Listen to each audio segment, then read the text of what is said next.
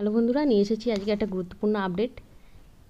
প্রত্যেকটা school, SSK, MSK, প্রাথমিক, উচ্চ প্রাথমিকে যেখানে মিড ডে মিল চালু আছে, সমস্ত জায়গার জন্য একটা আপডেট বলা যেতে পারে, যেখানে বলা হচ্ছে মিড ডে মিলে সেলিব্রেট করা যাবে বিবাহবার্ষিকী, জন্মদিন, এই ধরনের কয়েকটি বিষয়। তিথিভোজন যে প্রকল্প চালু হচ্ছে রাজ্যে, সেখানে নিতে হবে স্কুলের অনুমতি এবং সেখান থেকে মিড ডে মিলে সেলিব্রেট করা যাবে বিবাহবার্ষিকী, জন্মদিনের মতো অনুষ্ঠানগুলি। ইতিমধ্যে আপনারা জানতে পেরেছেন যে তিথিভোজন বলে একটি প্রকল্প কিন্তু চালু হচ্ছে মিড ডে মিলে।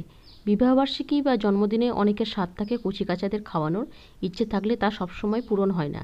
একসঙ্গে বেশ কয়েকজন কচিকাচাকে জোগাড় করা তাদের পক্ষে সম্ভব হয় না। এবার থেকে সেই ইচ্ছা পূরণ করতে কোনো সমস্যা হবে না। যে কেউ বিশেষ দিনে স্কুলের ছেলে মেয়েদের খাওয়াতে পারবেন, তবে তার জন্য স্কুলের অনুমতি প্রয়োজন। খুবই ভালো বিষয়। কচিকাচাদের পাতে বেশ বিভিন্ন ধরনের আইটেম থাকতে পারে। মিড ডে মিলের খাবারে চিকেন, মাটন বা ইলিশ খাওয়াতে পারেন, তবে ফাস্ট ফুড খাওয়ানো যাবে না। কিছু ক্রাইটেরিয়া তো অবশ্যই থাকবে। গুণগত মান থেকে শুরু করে খাবারের কোয়ালিটি, আইটেম, এগুলো তো অবশ্যই থাকা উচিত। তো শিক্ষা দপ্তর থেকে এমনই গাইডলাইন দেওয়া হয়েছে। জেলা এডুকেশন অফিসার পৌশালী চক্রবর্তী বলেন, এই কর্মসূচির নাম দেওয়া হয়েছে তিথিভোজন। অর্থাৎ যে কেউ তাঁদের জীবনের বিশেষ তিথিতে কচিকাচাদের খাওয়াতেই পারেন। স্কুল কর্তৃপক্ষের সঙ্গে আলোচনা করে তারা খাওয়াতে পারেন। মেনুতে স্বাস্থ্যকর যে কোনো খাবার থাকতে পারে, কিন্তু ফাস্টফুড জাতীয় কিছু খাবার পাতে দেওয়া যাবে না। পূর্ব বর্ধমান জেলা পরিষদের সভাধিপতি শ্যামাপ্রসন্ন লোহার বলেন, তিথিভোজন কর্মসূচি সফল করতে অনেকেই এগিয়ে আসবেন বলে আমরা আশাবাদী। জেলার প্রতিটি স্কুলে মিড ডে মিল চালু রয়েছে। কোথাও সমস্যা থাকলে আমরা দ্রুত পদক্ষেপ নিই। এক আধিকারিক বলেন, মিড ডে মিলে বরাদ্দ কম, তাই পুষ্টিকর খাবার সবসময় দেওয়া সম্ভব হয় না। কেউ মিড ডে মিলে বিশেষ খাবার দিতে পারেন। এর পাশাপাশি পুষ্টিকর খাবার দেওয়ার জন্য স্কুলগুলিকে পুষ্টি বাগান তৈরিতে জোর দিতে বলা হয়েছে। প্রায় প্রতিটি স্কুলে ফাঁকা জায়গা রয়েছে, সেখানে বিভিন্ন ধরনের শাকসবজি চাষ করা যেতে পারে।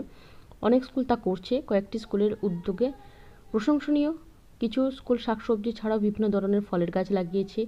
রায়নার একটি স্কুলে ড্রাগন ফ্রুট চাষ হচ্ছে। শিক্ষা দপ্তর সূত্রে জানা গিয়েছে, যেসব স্কুলে ছাত্রছাত্রীর সংখ্যা বেশি সেখানে অসুবিধা নেই, ভালোভাবে খাওয়ানো যায়। কিন্তু অনেক প্রাথমিক বিদ্যালয়ে পড়ুয়ার সংখ্যা কম রয়েছে, সেসব স্কুলে কিন্তু মিড ডে মিল চালাতে গিয়ে বিভিন্ন সমস্যা পড়তে হয়। আপনারা অনেকেই জানেন, যারা টিআইসি অথবা হেড টিচার আছেন প্রত্যেকেই জানেন এই বিষয়গুলো। তো পূর্ব বর্ধমান জেলা পরিষদের শিক্ষা দপ্তরের কর্মাধ্যক্ষ শান্তনু কোনার বলেন, আগে জেলায় অনেক পড়ুয়া অপুষ্টিতে ভুগত, এখন সেই সংখ্যাটা অনেক কমেছে। জেলার বাসিন্দারা এগিয়ে এলে আরও কমে যাবে। তিথিভোজনে অনেকেই অংশগ্রহণ করবে বলে আশাবাদী। মিড ডে মিলের পাতে বিভিন্ন ধরনের খাবার দেওয়া হলে পড়ুয়ারাও খুশি হবে। প্রতিটি সরকার পোষিত স্কুলেই মিড ডে মিল চালু রয়েছে। নির্দিষ্ট রুটিন মেনে খাবার দেওয়া হয়। মাঝে মধ্যে একটু অন্যরকম খাবার দেওয়া হলে তাদের স্বাদ বদল হবে। প্রত্যন্ত গ্রামের স্কুলগুলিতে এই ধরনের উদ্যোগ বেশি নেওয়া হলে ভালো হয়।